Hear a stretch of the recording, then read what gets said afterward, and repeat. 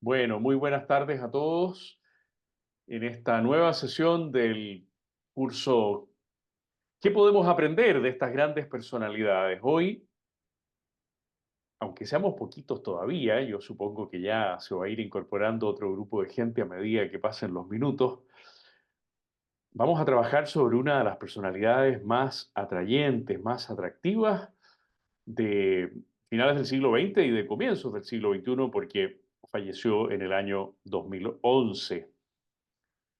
Me refiero a quien fuera presidente de la República de Checoslovaquia primero, que después fuera presidente de la República de los Checos y los Eslovacos, porque el país cambió de nombre para tratar de mantener su unidad y desgraciadamente esa unidad no, no se logró, y quien finalmente fue presidente de la República Checa, de una de las dos naciones, de uno de los dos estados en los que se dividió finalmente Checoslovaquia.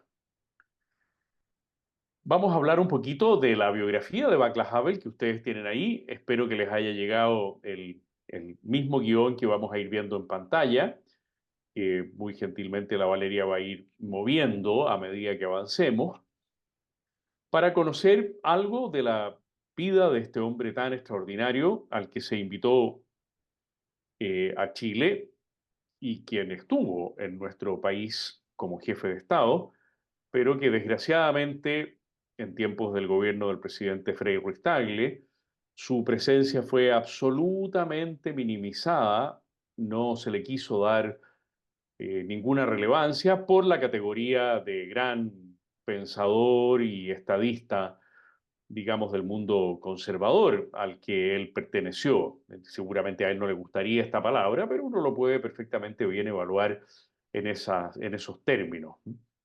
Y bueno, él quiso primero llegar a Isla de Pascua, conocer Isla de Pascua, después ya estuvo 5 o 6 días en visita oficial en Santiago.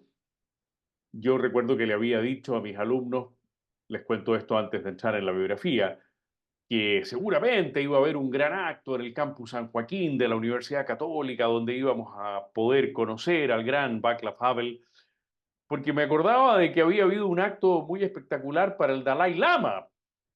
Entonces uno dice, si en el campus San Joaquín de la Católica hubo un acto para el Dalai Lama, lo menos que uno podía esperar es que una de las figuras más relevantes de la intelectualidad y de la política centroeuropea del siglo XX, como fue Václav Havel, fuese también motivo de una gran recepción y de un encuentro masivo con intelectuales y con jóvenes. El único encuentro que él tuvo con intelectuales fue en La Moneda con 14 personas. Me acuerdo de la protesta de Enrique Lafourcade, de un artículo muy duro de Enrique Lafourcade contra el gobierno del presidente Frei Montalva, de que cómo era posible de que le hubieran organizado un almuerzo con 14 personas en La Moneda a una de las figuras más importantes de la intelectualidad centroeuropea de la segunda mitad del siglo XX y de comienzo del siglo XXI, y además un estadista extraordinario. Nació en 1936.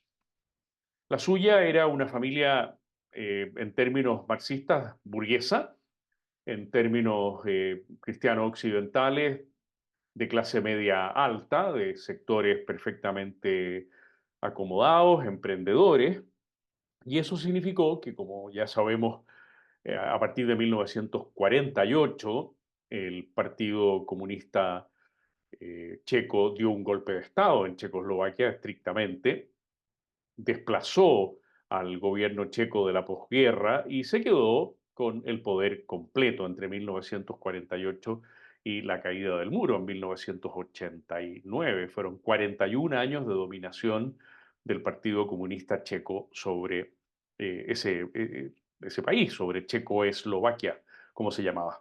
Y entonces, dada esta condición de una familia acomodada, burguesa, él era una familia que tenía emprendimientos de carácter inmobiliario y un tío que era un gran emprendedor en materias de comunicaciones, de cine. A Havel se le negaron todas las posibilidades de estudiar lo que él realmente quería estudiar, que era teatro en la Facultad de Bellas Artes. Primero él y su hermano, eran solamente dos hermanos varones, tuvieron que hacer el servicio militar y en cuanto terminaron el servicio militar, lo cual para Havel ya fue muy desagradable porque un hombre con la sensibilidad suya no se sintió para nada cómodo en el ejército checoslovaco de filiación comunista. Cuando quiso ya entrar a la universidad, le dijeron que no había cupo en lo que él quería y por lo tanto vamos avanzando un poquito más, no tanto, no tanto. Un poquito para atrás, Valeria, otro poquito. Eso ahí, él comenzó a trabajar. Por lo tanto, no pudo hacer la carrera que él quería y entonces comenzó a trabajar en un laboratorio. Uno dice, ah, comenzó a trabajar en un laboratorio, o sea, se empleó como investigador. No, él lavaba probetas, Václav Havel. Ese fue su primer trabajo profesional a los 20 años, lavar probetas, llevar unas planillas de un lugar a otro. Pero eso le permitió tener al menos un empleo. El carácter de vagabundo estaba severamente penado por la legislación comunista checa. Y ese empleo lo cambió después por su primer empleo en el mundo del teatro. Comenzó como tramoyista para meterse en ese mundo. Eso sucedió a comienzos de los años 60, cuando Havel tiene apenas 20 y pocos años y comienza a incursionar, por lo tanto, en el mundo del teatro y comienza a escribir, ahora sí que ya podemos bajar un poquito, a escribir sus primeras obras de teatro que son teatro del absurdo. Uno dice, ah, qué desagradable, el teatro del absurdo, Ionesco, la cantante calva y todas esas cosas extrañas que... Sí, pero es que en el caso de Havel, el teatro del absurdo tenía un sentido que era combatir el absurdo del comunismo. Él muy sutilmente fue planteando en sus primeras obras de teatro situaciones que eran por completo absurdas porque el país vivía en una condición totalmente absurda. Pero como sabemos, Checoslovaquia, a partir de la conducción del Partido Comunista Checo de Alexander Dubček, comenzó a vivir un proceso tanto en la economía como en la política de apertura, ¿eh? De lo que comenzó a llamarse el socialismo con rostro humano, lo cual significa que evidentemente se reconocía que el socialismo tenía un rostro demoníaco, ¿eh? No, si, divino no era, ¿no es cierto? O demoníaco o animal, por si no tenía rostro humano, era demoníaco o animal, eran los otros dos rostros que quedaban disponibles, ¿no? Y entonces Dubček comenzó a tratar de liberalizar las instituciones económicas y políticos sociales de Checoslovaquia hasta que sabemos que el 20 de agosto de 1968, después de haber sido convocado Dubček a conferencias en Moscú, ya sabemos lo que significa convocar a uno de estos jerarcas a conferencias en Moscú, significa llamarlo al orden y decirle usted qué está haciendo, está loco, ¿cómo se le ocurre estar minando la unidad del mundo socialista? Como Dubček no hizo caso a esas advertencias que le formulaba la jerarquía soviética, Brezhnev, Podgorny, Kosygin, entonces ya sabemos que 5 naciones invadieron, entraron a territorio checo en virtud del antiguo pacto de Varsovia, ya de larga data en esos momentos, para garantizar el socialismo. Que no se nos olvide que después Brezhnev, 5 años después, Brezhnev apenas 5 años después, dirá que la pérdida de Chile no debería ser tolerada nunca más, porque claro, él tenía la experiencia de no haber perdido Checoslovaquia, pues de haber rescatado Checoslovaquia para el comunismo, cuando el Partido Comunista Checo estaba comenzando a liberalizarse, por lo tanto, haber perdido Chile 5 años después era una lección que, según Brezhnev, había que aprender y que desgraciadamente para ellos el éxito que habían tenido en Checoslovaquia había sido un fracaso en Chile, con apenas 5 años de diferencia. ¿Eh? Claro, la primavera de Praga terminó con la invasión soviética del 68, se endureció el régimen. Hay una novela preciosa que recomiendo vivamente de una escritora checa, Dominika Dery, D-E-R-Y. Su apellido es un apellido inglés porque ella está casada o estuvo casada, no sé exactamente, me parece que es con un australiano, con un neozelandés, Dominika Dery. Esa novela se llama Los dulces de mi infancia y es una novela preciosa sobre los años inmediatamente posteriores a el fin de la primavera de Praga. al fin de ese experimento del socialismo con rostro humano y al endurecimiento del régimen de nuevo. Bueno, entonces Havel se encontró con que todo lo que él había ido haciendo de a poquitito, ganando espacio en el mundo del teatro, se le cerraba por completo. Pero los intelectuales checos, ya sabemos que los checos son gente muy pacífica, pero muy serena intelectualmente, muy sólida, fueron reuniéndose, seguramente con conocimiento de la policía secreta checa, pero igual fueron reuniéndose hasta que en 1977 se atrevieron muy valientemente a elaborar un documento que llamaron Carta 77. La firmaron decenas de intelectuales checos y eslovacos, y uno de los dos grandes voceros de esa carta, cuando ya tenía a esas alturas 41 años de edad, era un hombre ya en comienzo de su plena madurez, fue Václav Havel. Fue uno de los dos voceros. Esa carta fue entregada a los líderes checos de filiación soviética, por supuesto, pero esa carta le significó que apenas 2 años después Havel fuera procesado y sentenciado a 4 años y medio de prisión porque se lo consideró culpable de cooperar con un movimiento a favor de los derechos humanos. No se le planteó así, pero al fin de cuentas eso es lo que estaba detrás. ¿Eh? El delito concreto que le imputaron era el delito de no tener un trabajo conocido, de ser un vagabundo y por lo tanto de estar alterando el ideal socialista de que todo el mundo trabaja y a cada uno se le da de acuerdo a sus necesidades, como sabemos, ¿no? Así dicen las tesis de Marx. En realidad fue liberado poquito antes de cumplir su condena porque ya en la cárcel se le manifestó un cáncer pulmonar porque era un fumador empedernido. Y entonces se asustaron de que se les muriera en la cárcel y lo liberaron en 1982 cuando estaba a punto de cumplir su condena. Comenzaron para Havel 7 años entre el 82 y el 89 de una nueva etapa de, por así decirlo, de sumergirse, eso que se llama periscopio bajo, ¿eh? Bajar el periscopio y dedicarse de nuevo al teatro. Le encantaba el rock, por lo tanto tenía con algunos amigos un grupo de rock y era un gran hincha de los grandes rockeros de la época de los años 80.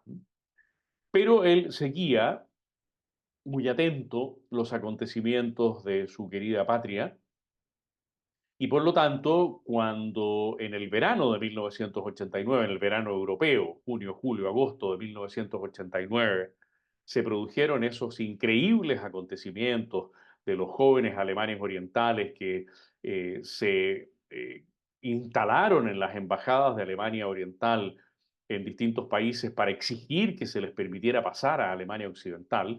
Eso es lo que sucedió en el verano de 1989 y es el preludio, el anuncio de la caída del muro en noviembre de ese mismo año. Entonces Havel decidió con otros intelectuales y futuros políticos checoslovacos fundar Foro Cívico. Es bueno que sepamos que para nosotros en Foro Republicano esa palabra fue de una gran inspiración. Recuerdo perfectamente bien haber conversado con Carlos Frautaura el año 2011 y cuando estábamos pensando en una iniciativa que pudiera ser de esta naturaleza que ustedes ya conocen, yo aporté la palabra foro y Carlos aportó la palabra republicano, mucho antes de que existiera un partido republicano, ideas republicanas, acción republicana y en general la institucionalidad republicana. Nosotros con la idea del foro y con la noción de la república comenzamos esta tarea que ustedes ya conocen, inspirados en buena medida en el nombre y en el espíritu de Václav Havel. Ese fue el movimiento Foro Cívico que negoció con los comunistas en los meses de noviembre y diciembre su retirada del poder. Hay un momento muy emocionante en la vida de Havel porque él, como coordinador del Foro Cívico, es la persona que eh, está a cargo de esas negociaciones con el Partido Comunista de Checoslovaquia. Y a la salida de una de esas reuniones, esto lo he contado tantas veces, pero bueno, es bonito volver a recordarlo, ¿no? A la salida de una de esas reuniones, Havel es aclamado por una multitud de personas que están esperando ahí en la Plaza de San Wenceslao. El fluir de los acontecimientos. Pensemos lo que significa que estamos en 1989, que han pasado 41 años de dominación comunista y que la gente está expectante de que esto puede terminarse. Y entonces la gente comienza a aclamar a Havel cuando él sale de las negociaciones del Palacio de Gobierno y él le dice a su mujer Olga, de la cual enviudará años después, Olga le dice, estoy perdido, la gente ya me reconoce. Y se dio cuenta, por lo tanto, de que no había más opción que aceptar lo que le impusieran las circunstancias, si se puede decir así, lo que le pidiera la gente como gran líder de Foro Cívico y de la negociación con los comunistas. Y entonces fue electo primero presidente de Checoslovaquia, cuando 3 años después de esa elección, que tuvo lugar en el mismo 1989, él vio que el país estaba a punto de romperse, se buscó una fórmula, cambiarle el nombre al país y llamarlo República de los Checos y los Eslovacos. Pero era un subterfugio, al fin de cuentas, era una martingala, diríamos, ¿no? Porque las dos naciones tenían sus particularidades. Tengo un amigo que vivió ahí más de 10 años y me dice, sí, bueno, por supuesto que se llevan muy bien, checos y eslovacos, los dos idiomas son bastante compatibles, pero tienen diferencias también muy marcadas que, bueno, hacían necesaria la división. Eso significó que Havel renunciara a la presidencia, pero que esa renuncia le significara después ser elegido 2 veces presidente de la República Checa. O sea, ocupó en realidad la presidencia de 3 estados distintos, ¿no es cierto? De Checoslovaquia, de la República de los Checos, de los eslovacos y finalmente de la República Checa. Estuvo 14 años con 3 elecciones sucesivas al frente como jefe de Estado de esos estados, ¿no? Con esos nombres distintos y con un territorio, por supuesto, en el caso de la República Checa, ya bastante más reducido respecto de la Checoslovaquia original. El año 2003, aunque todavía tenía posibilidades constitucionales de ser reelecto, había enviudado, su cáncer había vuelto a reflotar, era como les decía, un fumador empedernido, y entonces decidió renunciar a la presidencia de la República. 8 años después murió Václav Havel, habiendo contraído un segundo matrimonio con una actriz que había conocido en su juventud, después de haber estado muy enamorado de su mujer, Olga. Las obras de Havel, antes que entremos a algunos de los textos maravillosos que él produjo, las obras de Havel se dividen en 3 grupos, ¿no? Por una parte, las obras de teatro, que creo que para nosotros tienen bastante menor interés que la obra política. Las obras que son ensayos de teoría política, de uno de ellos que se llama Política, Moralidad y Civilidad, están tomados los textos que vamos a comentar a continuación, y los discursos. Los discursos de Havel a lo largo de estos 14 años de presidencias distintas de su república son discursos que pronunció en todas partes de Europa porque era una figura extraordinariamente reconocida y con una capacidad de impactar con sus conceptos que muy pocos líderes europeos pueden igualar en los últimos 100 años. ¿Eh? Uno podría pensar, no sé, en Konrad Adenauer, en De Gasperi y alguno más por ahí, ¿no? Pero muy pocos líderes europeos han podido decir las cosas que Havel decía tanto en sus ensayos de teoría política como en sus discursos. Bueno, veamos qué podemos aprender de Václav Havel. ¿Somos tan poquitos o habrá gente que está tratando de entrar y no hemos logrado que entre? Somos muy poquitos hoy día, ¿eh? Qué curioso que seamos tan poquitos. Éramos 25 la vez pasada y hoy día somos apenas 10. Bueno, un primer tema que vale la pena tener muy en cuenta porque es muy propio de su aproximación estética a la vida. Él es un dramaturgo, al fin de cuentas. Él es un artista que llega a servir a su patria durante 14 años como presidente de la República. Es el valor de la belleza en la vida pública, cosa que habitualmente nos parece que no, Primero que no está presente, muchas veces no está presente. En la vida pública hay mucha suciedad, fealdad, contornos toscos, rudos. ¿Eh? Y cuando alguien expresa en la vida pública dimensiones estéticas, nos parece que casi que está fuera de lugar, casi que es un bicho raro, ¿no? Fíjense cómo lo plantea Havel. Si tu corazón está en el lugar apropiado y tienes buen gusto, no solo serás una persona aceptable para la política, tendrás vocación para ella. Si eres modesto o modesta y no tienes ansias de poder, no solo eres apto o apta para la política, perteneces absolutamente a ese ámbito. El sine qua non de un político no es la capacidad para mentir. Solo necesita ser sensible y saber cuándo, qué, a quién y cómo decir lo que tiene que decir. No es verdad que una persona con principios no pertenezca a la política. Es suficiente que sus principios estén imbuidos de paciencia, de deliberación, de un sentido de la proporción y de la comprensión de los demás. No es verdad que solo los escépticos, insensibles, los vanidosos, los atrevidos y los vulgares puedan tener éxito en la política. Es cierto que tales personajes se sienten atraídos a la política, pero al fin y al cabo el decoro y el buen gusto siempre tendrán mayor peso. Es un texto precioso. Yo creo que pocas veces se ha dicho algo tan animante, sobre todo para las generaciones más jóvenes. Si pudiéramos subir el texto de nuevo, Valeria, te lo agradezco, porque quiero marcar el número de veces en que en apenas 15, 18 líneas Havel hace una aproximación estética. Fíjense, primero, en la primera línea, buen gusto, buen gusto. Después, por allá, por la línea 11 o 12, sentido de la proporción, que es muy propio del arte, el sentido de la proporción. Un poquito más adelante, el rechazo de la vulgaridad. Los vulgares tienen a veces éxito en la política, pero es de corto plazo. Y al final, el decoro y el buen gusto. Entonces, ¿qué es lo que tenemos? Decoro, buen gusto, rechazo de la vulgaridad, sentido de la proporción. ¿Y qué era lo primero que decíamos? Si lo podemos subir de nuevo. Y buen gusto de nuevo, ¿cierto? Y buen gusto de nuevo.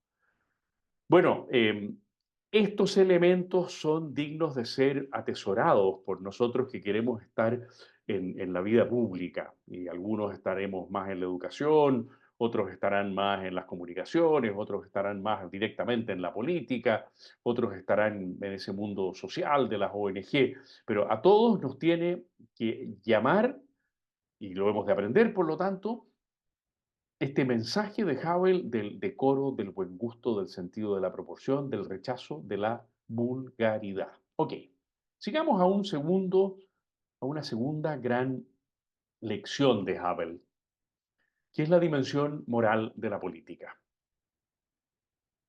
Fíjense cómo lo escribe él. Todos estos textos son de cuando él ya lleva 3 años largos de presidente de la República. ¿Eh?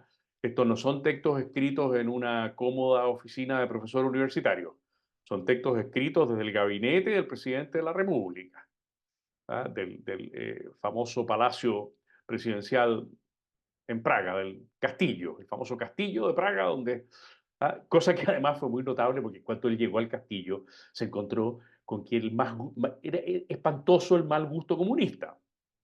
Era una cosa realmente espantosa el mal gusto comunista. Entonces hizo cambiar y poner mobiliario, eh, cuchillería, cristalería a la altura del nivel de un jefe de Estado, ¿no? De esos papas natas que eran los jerarcas comunistas. Dimensión moral de la política.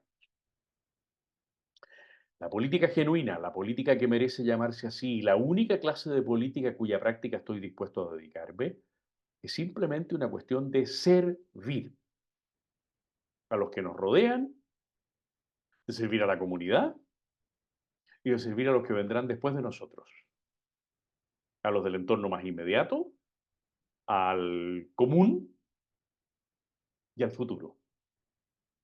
Sus raíces más profundas son morales, porque es una responsabilidad expresada a través de la acción. ¿Por qué la política tiene raíces morales? Porque hemos de responder con nuestros actos. Si no tuviéramos que responder de nuestros actos, no podríamos encontrarle ninguna dimensión moral a la política. Si fuéramos irresponsables de nuestra libertad. Una responsabilidad expresada a través de la acción hacia y para el conjunto humano. Una responsabilidad que es lo que es, una responsabilidad superior, no cualquier responsabilidad, porque tiene un fundamento metafísico, porque tiene un fundamento en el ser de las cosas, en el ser de la persona humana. Un gobernante responde ante ese mundo misteriosísimo y trascendente que es la persona humana. Por lo tanto, es una responsabilidad enorme con los más cercanos, con el común y con el futuro. Dimensión moral de la política. Una tercera lección que podemos aprender de Václav Havel es lo importante que es para cualquiera de nosotros que estamos en la vida pública que seamos muy sinceros ante nuestra propia conciencia y ante quienes nos oyen respecto de nuestra propia tarea. Fíjense cómo lo plantea. Está escribiendo el presidente de la República. Al igual que en cualquier otra situación, debo empezar conmigo mismo. En toda circunstancia esforzarme por ser una persona decente, justa, tolerante y comprensiva, al mismo tiempo que intento resistirme a la corrupción y al engaño. En otras palabras, debo esforzarme al máximo por actuar en armonía con mi conciencia y con lo mejor de mí mismo. Es interesante, hay que hacer dos énfasis aquí. Primero, esforzarme, resistirme, no lo da por hecho. Lo que está mostrando es que esta es una tarea ardua. Esforzarme por ser decente, justo, tolerante y comprensivo. Resistirme a la corrupción y al engaño. Esforzarme por actuar en armonía. Y fíjense qué buena distinción hace aquí, ¿no? No con una conciencia librada a su suerte, podríamos decir, sino con una conciencia vinculada a su propia naturaleza, con una conciencia vinculada a lo mejor de él, a su propia naturaleza humana. En otras palabras, sigue Havel, si hubiera alguna posibilidad de tener éxito en la empresa, existe una sola forma de luchar por el logro de la decencia, la cordura, la responsabilidad, la sinceridad, la civilidad y la tolerancia. ¿Cuál es esa forma? Actuando con decencia, con cordura, con responsabilidad, con sinceridad, con urbanidad y con tolerancia. Si quiero que eso se plasme en el modo de servir a mis conciudadanos, tengo que tratar de practicarlo, forzarme por practicarlo. Estoy consciente de que en la política de todos los días esta no se percibe como una manera más práctica de hacer las cosas. Él es un artista, pero es un hombre con sentido común, no está en las nubes. Pero miren qué cosa más simpática lo que dice a continuación. Ese sí está mal acentuado ahí, ¿eh? Porque es un condicional, no es un afirmativo. Pero si tengo una ventaja, ella es que entre mis muchas fallas personales, hay una que casualmente no tengo. En inglés, la traducción desde el inglés dice, there is one that happens to be missing, que resulta que está faltando, que resulta que falta. Hay una que casualmente no tengo. Entre sus muchas fallas personales, él dice carecer del deseo o el amor por el poder. Y entonces confiesa, al no estar limitado por aquel, soy esencialmente más libre que los que se aferran a su poder o posición, hecho que me permite darme el lujo de comportarme olvidando el criterio de la táctica. Es muy difícil decir las cosas de una manera más neta. Como no estoy enamorado del poder, como no estoy apegado al poder, no necesito estar poniendo siempre la táctica como el instrumento fundamental. El instrumento fundamental al que voy a acudir es la conciencia y lo mejor de mí mismo. Y entonces me puedo dar el lujo de olvidarme del criterio de la táctica. Ahí tenemos una lección importantísima de Havel. Vamos ahora a otra, que es el afán de ir contra corriente si es necesario. Esto está muy vinculado a lo anterior, ¿no es cierto? Al al sentido moral de la política. Tantas cosas en la vida cívica se plantean ya como inconvenientes o como tendencias que son inconvenientes y a las que hay que combatir, a las que hay que enfrentar. El afán de ir contra corriente si es necesario.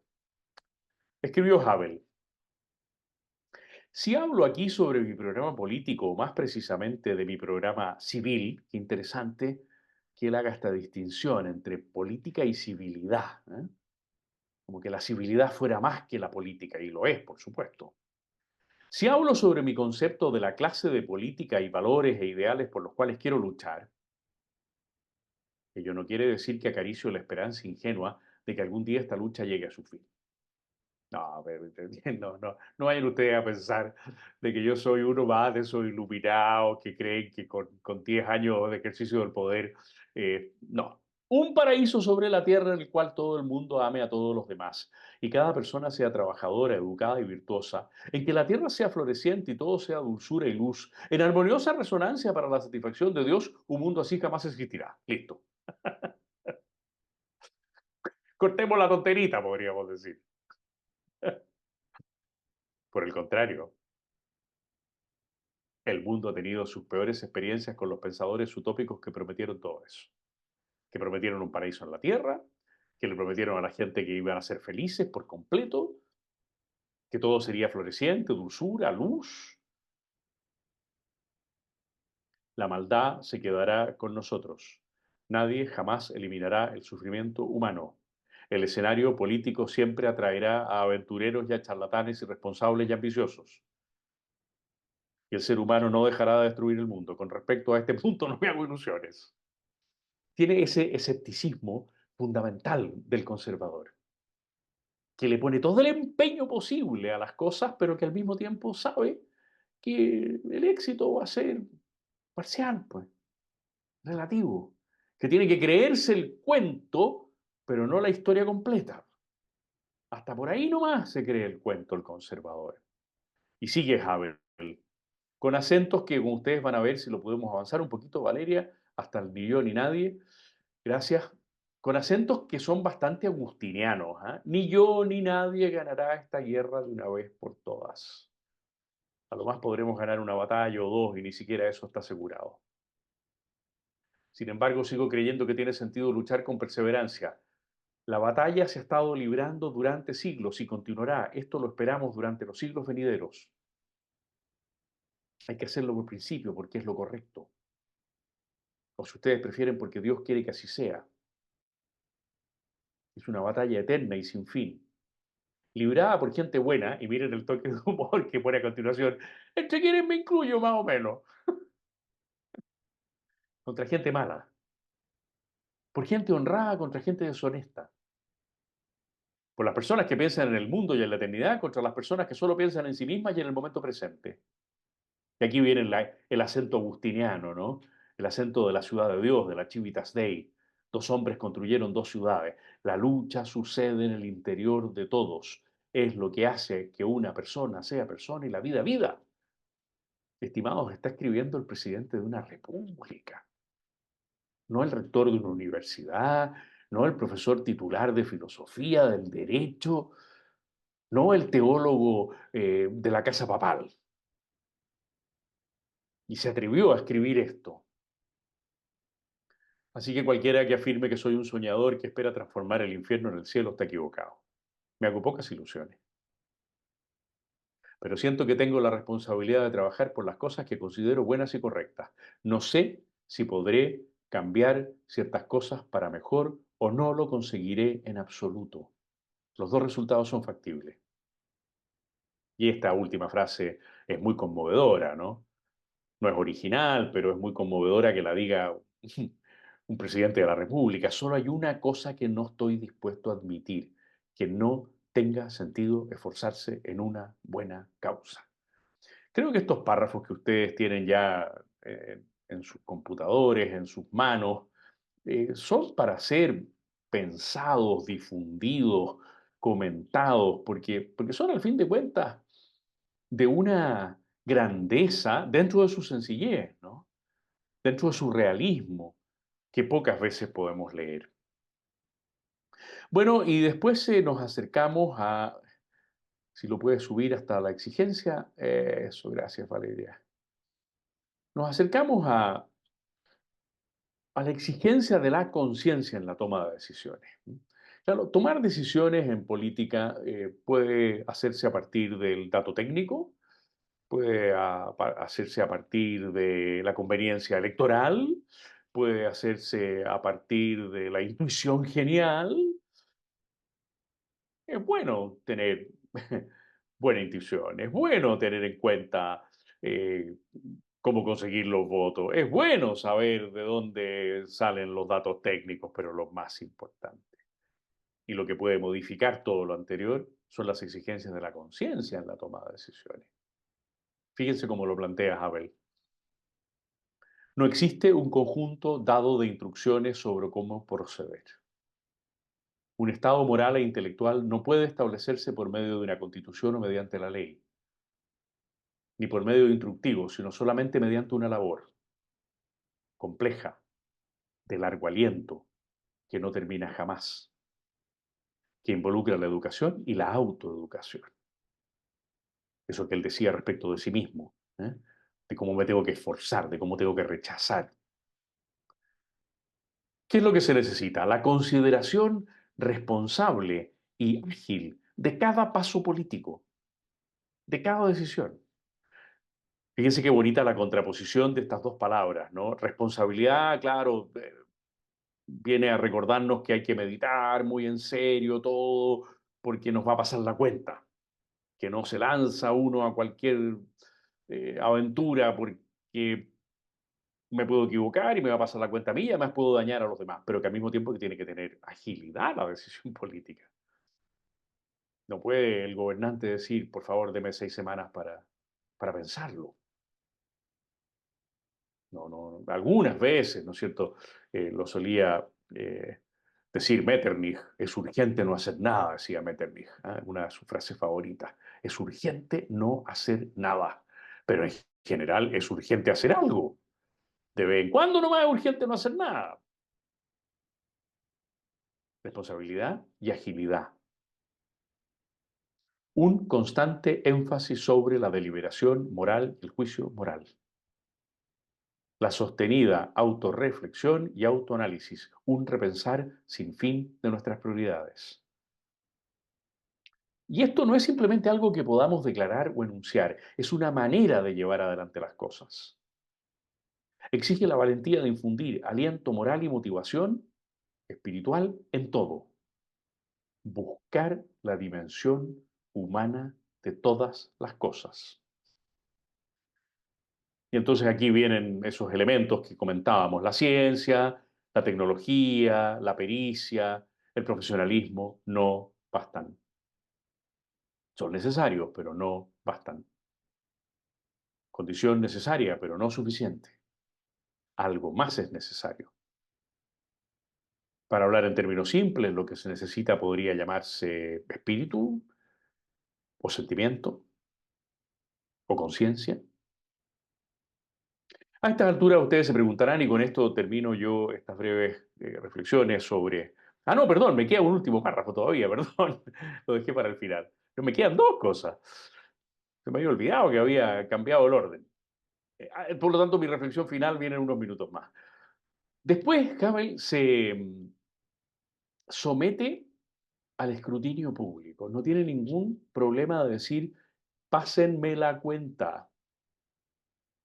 Puede que haya algunos que no me van a creer, pero durante mi segundo periodo presidencial, lo estaba recién comenzando, en un país lleno de problemas, que los presidentes de países estables ni siquiera sueñan con tener. Puedo decir con bastante seguridad que no me he encontrado forzado a retractarme en nada de lo que he escrito anteriormente, ni de cambiar mi opinión referente a ningún asunto. Se entiende que a los asuntos de principio, ¿no es cierto? Pudiera parecer increíble, pero es así. No solo no he tenido que cambiar de parecer, sino que he visto mis opiniones confirmadas. Se refiere a lo que venimos comentando, pues no, no a una decisión sobre construir una autopista o más bien un aeropuerto. No estamos hablando de ese tipo de decisiones, ¿no? Y esto lo escribe para que alguien le pueda decir, a ver, presidente, cuidadito, presidente, porque yo en una oportunidad, o sea, el hombre tiene tal seguridad de que ha sido coherente, de que se puede permitir escribir un párrafo como este. Bueno, y deje para el final, y para hacer un cierto paralelo con Solzhenitsyn, ahora sí me explico por qué lo dejé para el final. Su apertura al juicio trascendente. Ustedes se preguntarán, les decía, si Havel era un hombre creyente. Por muchos años fue agnóstico. De hecho, en los años finales de su vida se volvió a acercar a la fe católica de su infancia. Hay en las dos biografías que yo he leído de él, una extraordinariamente larga de unas 800 páginas y otra un poquito más breve, de 150, 180 páginas, hay opiniones encontradas de estos dos biógrafos respecto de cuán profunda fue su inserción de nuevo en el catolicismo. Solo les puedo contar dos o tres detalles al respecto que son los que aparecen, porque ninguno de los dos biógrafos es muy explícito en este tema, ¿no? Un detalle es que cuando él vino a Chile preguntó si en Isla de Pascua, que era, iba a estar un domingo, había misa. Consta que hizo esa pregunta. Y lo otro es que cuando recibió a Juan Pablo II, a San Juan Pablo II en Praga, las primeras palabras que le dijo fue, Santo Padre, lo recibe un pecador. Cosa que no cualquier persona dice, ¿no es cierto? Menos un jefe de Estado. Un jefe de Estado dice, bienvenido a esta tierra rica en generosidad. No es habitual que un jefe de Estado le diga a un papa, Santo Padre, lo recibe un pecador. O sea, era un hombre que tenía una finura interior muy grande. ¿Cuánto de eso se concretó después, no sé, en la recepción de sacramentos, en la parte final de su vida? No lo sé estrictamente. Pero sí, miren qué interesante, este texto que es un texto del año 93, o sea, 18 años antes de su muerte. Apertura al juicio trascendente, al juicio desde lo alto. La política es una responsabilidad que crece de la certeza consciente o subconsciente al menos de que nuestra muerte no da término a nada. Todo está eternamente siendo registrado y evaluado desde otro sitio, desde un lugar por encima de nosotros, que es lo que he denominado la memoria del ser. Un aspecto integral del orden secreto del cosmos, de la naturaleza y de la vida que los creyentes llaman Dios. Se ve que en esos momentos él todavía no ha dado ese paso, ¿no? Pero que tiene un sentido de la trascendencia evidente, a cuyo juicio están sometidas todas las cosas. Y a continuación viene una frase impresionante. Si la podemos ver completa, Valeria, por favor, hasta el final. Eso, ahí estamos, excelente. La auténtica conciencia, la auténtica responsabilidad, siempre son al fin de cuentas explicables solo como expresión de una suposición silenciosa. ¿Cuál es esa suposición? Estamos siendo observados desde las alturas. Todo es visible, nada es olvidado. El tiempo terrenal no tiene poder para borrar las desilusiones punzantes de los fracasos terrenales. No, no te preocupes, ya se te va a pasar. No, no, no, ya quedó registrado. Nuestro espíritu, miren qué frase más impresionante esta, nuestro espíritu sabe que no es la única entidad que tiene conciencia de esos fracasos. De que hay alguien en las alturas, él lo llama The Memory of Being, en la versión inglesa de este texto, la memoria del ser, que está registrándolo todo. Claro, a estas alturas se ve que todavía él no tiene un vínculo con el Dios personal, con el Dios creador, con el Dios redentor, con el Dios santificador de la Santísima Trinidad cristiana, católica, pero que está inclinado hacia, de eso no cabe ninguna duda. Bueno, eso es lo que les quería comentar, que hoy día podemos aprender de este gran coloso llamado Václav Havel y que sigue siendo venerado por el pueblo checo y en una cierta medida también por el pueblo eslovaco. Tenemos un espacio para algunos comentarios o preguntas.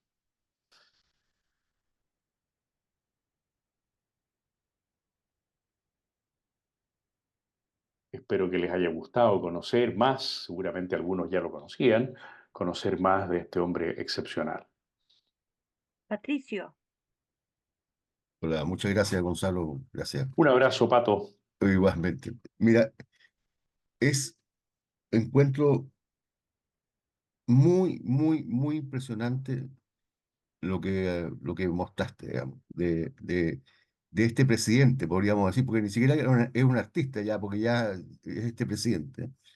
Entonces, pero tengo una parte tuya que me interesaría que tú me dieras tu visión de esto. Él está peleando contra el comunismo, ¿cierto? O sea, en realidad se enfrentaba desde antes a todo lo que era el comunismo, a través de su arte y esa cosa. Pero cuando estaba haciendo eso, él ponía un sistema alternativo o era solo sacar el comunismo. O sea, Bueno, él es el gestor, sí, te entiendo perfectamente. ¿ya? Él es el gestor de la nueva democracia checa. De esa democracia existió, como sabemos, nada más que entre 1918 y 1939, cuando terminó el Imperio Austrohúngaro y se ¿Ya? desmembraron las naciones del Imperio Austrohúngaro. Nació Checoslovaquia, que no había existido nunca en su ¿Ya? vida, y ¿Ya? duró apenas 21 años, 20 años en realidad, porque fue anexada el año 38 por Hitler, ¿no? Y entonces él es el fundador de la que verdaderamente es la actual eh, democracia checo-eslovaca, aunque sean dos estados distintos. Y después él es un hombre abiertamente partidario de una economía social de mercado. Perfecto. Es Ahora, un hombre, yo diría, muy inspirado en, estoy con la cabeza yo más o menos nomás, en este gran economista alemán, teórico de la economía alemana, del socialcristianismo alemán, a ver si la Valeria se acuerda, de repente pum, lo voy a escupir, ¿no es cierto? Que ha sido muy estudiado y que nosotros le hemos dado muy ¿ya? poca importancia. ¿Ah? ¿No es Repke? Es el gran Wilhelm Röpke. ¿M? Wilhelm Repke. El gran Wilhelm Röpke es un inspirador, me da la impresión a mí, muy fuerte, aunque no he encontrado referencias a Röpke, ¿ah? Pero un inspirador muy fuerte de Václav Havel en materia de economía social de mercado. Así ahora, que sí, sí, mira, pero sobre todo, eh, Pato, déjame sí, terminar con una, sí, sobre todo lo que más le interesa a él es que el desastre de la inmoralidad, porque es, a fin de cuentas ese es el gran desastre, es un desastre metafísico y moral del comunismo, sea reemplazado por un Estado moral. perfecto. Ahora, y eso es, claro, entonces este nuevo, este reemplazo, digamos, nace con una persona que tiene esa visión de las cosas, del Estado, ¿cierto? De la conducción de un país, de una comunidad, ¿cierto? Lo ve sin decirlo, pero más o menos lo trata así, digamos. El tema es cuando él sale, si ese sistema tiende a que no sea así, a perder esa, podríamos decir, pureza inicial, digamos así. Bueno, ¿Qué crees tú en esa cuestión? primero hay que considerar que tampoco durante sus 14 años en el poder todo funcionó a las mil maravillas, ¿no es cierto? Y lo más dramático es que cuando él deja la presidencia de la República, eh, son sus rivales políticos los que se hacen cargo de la República Checa. ¿M?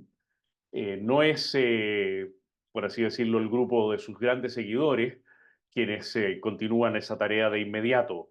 Yo no le he seguido la pista porque no sigo las relaciones internacionales, soy bastante malo en ese sentido tengo que escoger también áreas de estudio, ¿no es cierto? Claro. No le he seguido la pista a la evolución de la República Checa y de Eslovaquia en el presente. Bueno, acabamos de ver el dramático intento de asesinato del primer ministro de Eslovaquia, ¿no?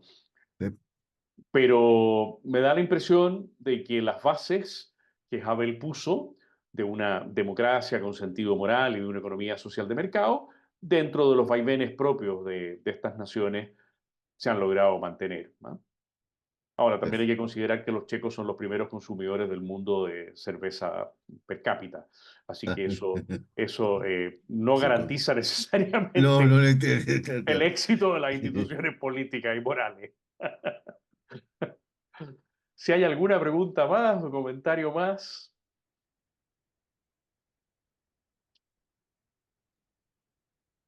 Yo. usted. Es que la formación, la formación de él, ¿cómo fue? Porque, Totalmente autodidacta. Incluso él hizo unos cursos de bellas artes por correspondencia, ni siquiera por internet, porque no existía, ¿no es cierto? Estudió dramaturgia por correspondencia porque no pudo entrar a la universidad. Y él es un autodidacta, es un gran lector, es un buen bebedor de vino y de cerveza, es un rockero muy connotado. ¿Cómo se llamaba este Locatelli que se fue aclarando la piel? ¿Cómo se llamaba? Michael Jackson, Era un gran hincha de Michael Jackson y lo convidó cuando era presidente de la República y lo tuvo ahí en un escenario y se subió al escenario con él. Pero Havel es un autodidacta, es un hombre que lee y lee y que tiene, bueno, una capacidad extraordinaria de integración de la belleza con el concepto, ¿no? No se nos olvide que el pulcrum, aunque no todos los autores están de acuerdo, ¿no? Pero el pulcrum, la belleza es uno de los trascendentales del ser. Entonces él por la belleza va llegando al bien, a la verdad, a la unidad, a eso, a lo que él llama la alta responsabilidad metafísica del gobernante frente a sus contemporáneos, a sus conciudadanos. ¿Eh? ¿Tú Es un conoces, autodidacta, es un tú conoces, autodidacta. conoces otro gobernante parecido en ese No, sentido? En esa parte. francamente no. No, Como ya, gobernante, no. ya, Se ha alabado perfecto. mucho a Konrad Adenauer, pero es otra cosa y uno podría, no sé, pensar en algunos otros gobernantes. Imagínate comparar a la Margaret Thatcher o a Ronald Sí, Reagan con sí, Havel. No, no, no claro. dan la densidad Sí, conceptual sí, de penetración, no solo estética, sino metafísica mm, del orden social que tiene Havel. qué bueno. Bueno, estimadísimos, ha sido un agrado muy grande verlos una vez más. Este curso terminaba hoy día, ¿o no? parece que sí, usted tiene que saber. Déjeme ver, aquí yo tengo que... No, falta una, parece, ¿o no? Ah, falta una clase todavía, ¿eh? Pero Creo, tenemos que recuperar a la gente porque hoy día éramos un poquito menos de los que somos habitualmente.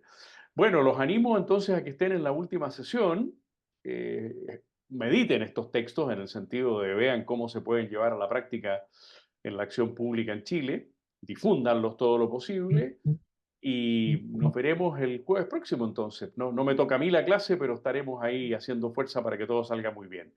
Valeria, muchísimas gracias por la coordinación y a ustedes Muchas por gracias. esta entusiasta presencia.